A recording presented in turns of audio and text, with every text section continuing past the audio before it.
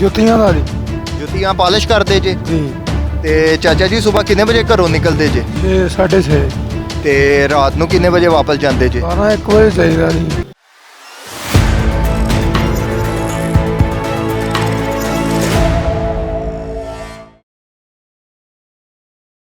अस्सलाम वालेकुम, मैं हूं आपका होस्ट अली रज़ा और आप देख रहे हैं SKP न्यूज़। आज हम बात करेंगे महंगाई पर। महंगाई ने गरीब आवाम की कमर तोड़ दी है। हमारे साथ एक मेहनत का मज़दूर इस वक्त मौजूद है, आइए हम उनसे बात करते हैं। अस्सलाम वालेकुम। अस्सलाम वालेकुम। चाचा जी की हाल है? ठीक है। चाचा जी किन्नी उम्र है? 90 ਦੇ ਲਾਗੇ ਛਾਗੇ 93 ਦੇ ਜੀ। 90-93 ਦੇ ਲਾਗੇ ਛਾਗੇ ਜੇ। ਤੇ ਚਾਚਾ ਜੀ ਕੀ ਕੰਮ ਕਰਦੇ ਜੇ? ਜੁੱਤੀਆਂ ਦਾ ਜੀ।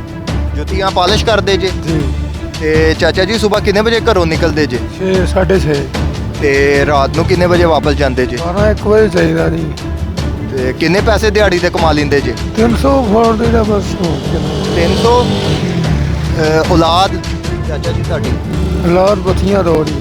2 ਬੱਚੀਆਂ ਨੇ। ਹਾਂਜੀ ਉਹਨਾਂ ਦੀ ਸ਼ਾਦੀ ਹੋ ਗਈ ਹੈ? ਹਾਂਜੀ ਇੱਕ ਦੀ ਹੋਈ ਹੈ ਜੀ। ਇੱਕ ਦੀ ਹੋਈ। ਤੇ ਚਾਚਾ ਜੀ 300 ਰੁਪਏ 'ਚ ਇੰਨੀ ਮਹਿੰਗਾਈ ਦੇ ਅੰਦਰ ਕਿਸ ਤਰ੍ਹਾਂ ਗੁਜ਼ਾਰਾ ਕਰਦੇ ਜੇ? ਉਹ ਬਸ ਜੀ ਫਿਰ ਫੜ ਤੜ ਗਈ ਹੈ ਨਾ ਜੀ।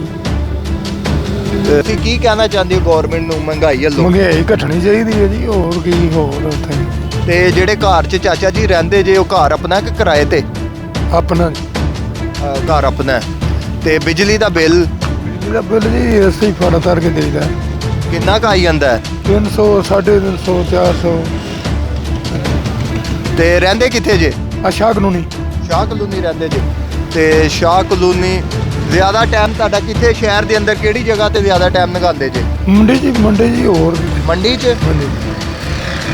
ये नाजरीन, ये मसाइल है एक गरीब आवाम के कि जिनको 300-400 रुपया उनकी दिहाड़ी है और वो अपनी ज़िंदगी का बसर बहुत मुश्किल से कर रहे हैं।